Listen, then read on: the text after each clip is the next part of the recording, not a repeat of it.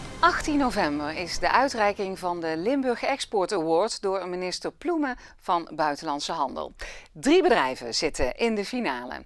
Bruinzeel Storage Systems, ETF Machinefabriek en Monteer Process Technology. Vandaag een portret van Bruinzeel Storage Systems uit Panningen. Dit maken wij. Dit is onze ruimtebesparende opslagunit voor kantoren, bedrijven en instellingen.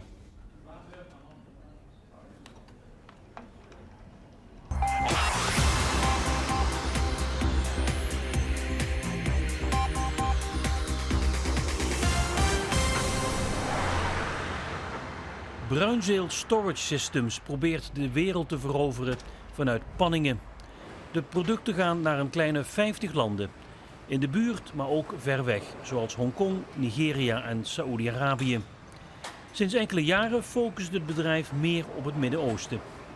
Ook voor Bruinzeel was de drijfveer om te gaan exporteren de beperkte Nederlandse markt. In 9 landen heeft Bruinzeel eigen verkoopteams. En in 70 andere landen wordt intensief samengewerkt met lokale distributeurs. Bij het bedrijf in Panningen werken zo'n 240 mensen. Wij produceren en vermarkten ruimtebesparende opslagsystemen. Daarbij onderscheiden we eigenlijk 4 belangrijke marktsegmenten. Dat is musea, bibliotheek, archief en kantoor.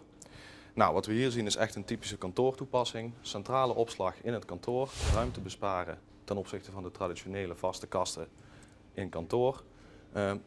Dat gaat verder dan alleen maar papieropslag. Dat gaat van opslag van de jassen, 's ochtends, tot de persoonlijke lokkers van de medewerkers, waarin ze hun eigen spulletjes op kunnen slaan. Dus in de ochtend komen ze binnen, ze hangen een jas op, pakken hun spulletjes, gaan aan het werk, pakken de documenten die ze moeten hebben en kunnen aan de slag.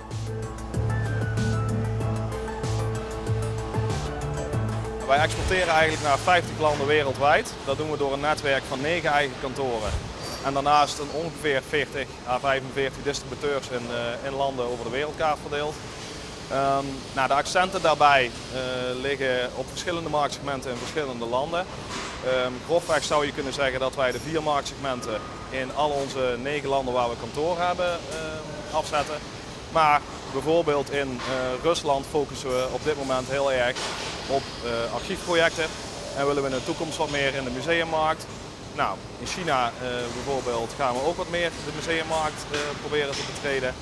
En zo zijn we in Hongkong juist wat meer specialistisch in het inrichten van archieven voor bibliotheken en ziekenhuizen.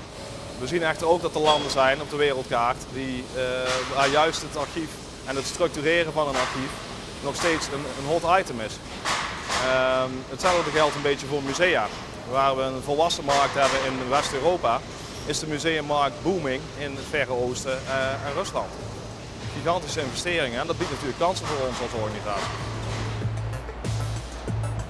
Een van de belangrijkste valkuilen is dat wij als Nederlanders nogal de neiging hebben om de waarheid zoals wij hem kennen en wat wij vinden en hoe wij bepaalde dingen zien, als de enige waarheid in de wereld te zien.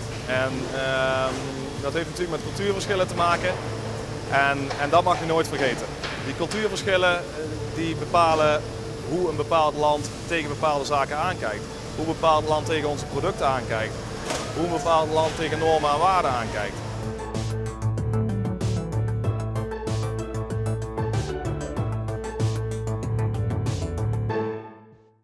Dat was Bruinzeel Storage Systems uit Panningen. Een van de 3 finalisten van de Limburg Export Award 2015.